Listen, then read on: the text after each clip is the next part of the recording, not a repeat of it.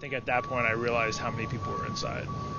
As I entered, you could just hear the chanting, hear the support for Trump, and see hundreds and hundreds of protesters streaming into the Rotunda from seemingly every direction.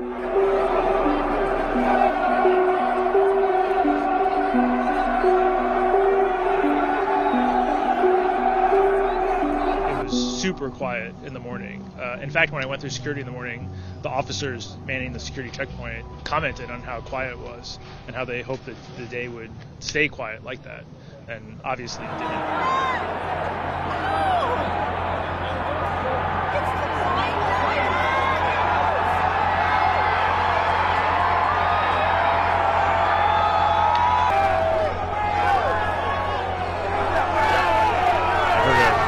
Commotion and some shouting coming from somewhere outside the room. You fucking own it!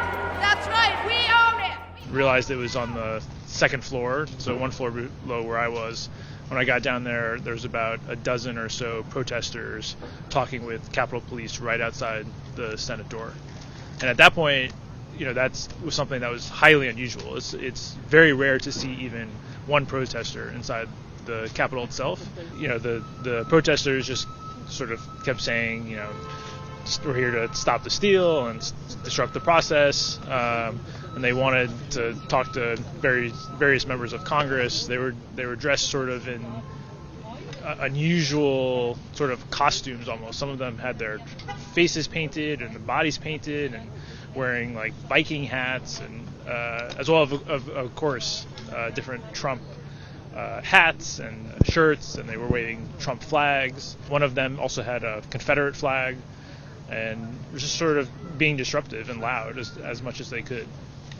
They were sort of in a jovial mood. They were happy to be there. I think they were somewhere they never expected to be. They I think were sort of almost impressed with themselves that they look what we did, look where we are, and I think didn't really expect to be there. Maybe I think everyone was sort of trying to figure out what was going to happen next. I was there for maybe 5 or 8 minutes photographing them and their interactions with the police, and so I sort of realized that maybe this is bigger than just that, and made my way towards the Rotunda, which is the center area of the Capitol.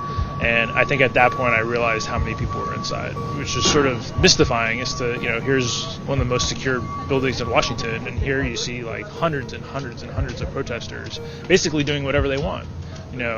Standing on benches, taking pictures with the statues, climbing on the statues, putting hats on the statues, just generally being loud and disruptive.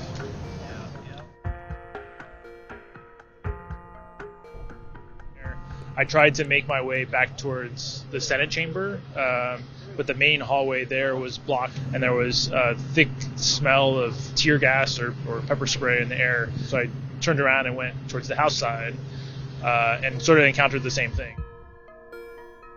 Close to where the House floor is where Speaker Nancy Pelosi's office was, and I started seeing that protesters were going into her office.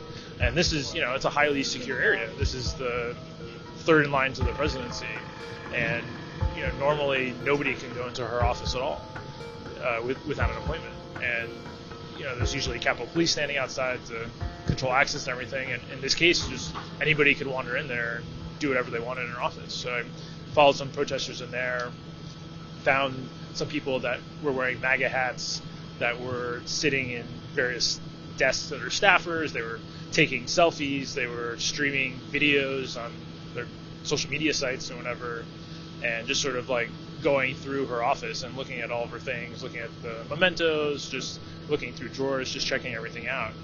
And that's when I encountered one of the protesters sitting in a staffer's desk and just putting his feet up and just sort of looking through her papers, and that's the picture that a lot of people have seen now.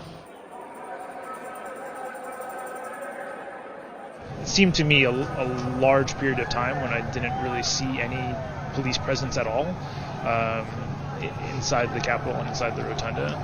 It was a while before I would see police again, and then I sort of, you could see them trying to protect the two chambers, the Senate chamber and the House chamber, which I think became the priority. And then after a while, you sort of saw the SWAT teams that would start to clear the area floor by floor, room by room.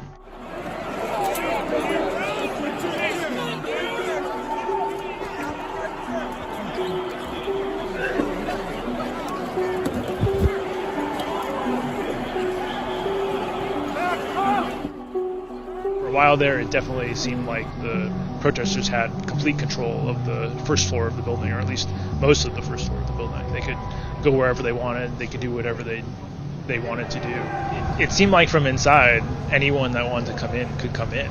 Literally everywhere I looked, it seemed like protesters were streaming into the building. And there must have been at least several thousand protesters inside the first floor of the building at the peak of the situation.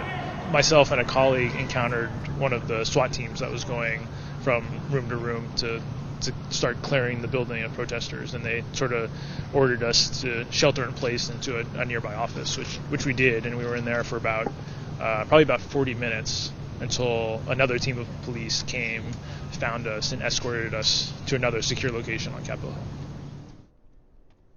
Hill. Once they cleared out the protesters, they eventually re-secured the building, and then we got word that the Senate and the House would reconvene to complete their debate about the disputed electors. And then after that was completed, they would resume their joint session. And so then my job continued to photograph the joint session, which was my primary assignment for the day before the protesting happened. And so I was here doing that, and then they finally wrapped up and declared Joe Biden the winner. I think it was probably about 3:30 a.m.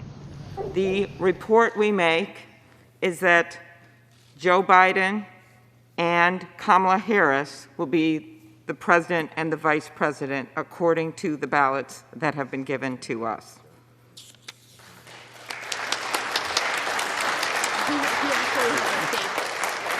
He has a statement.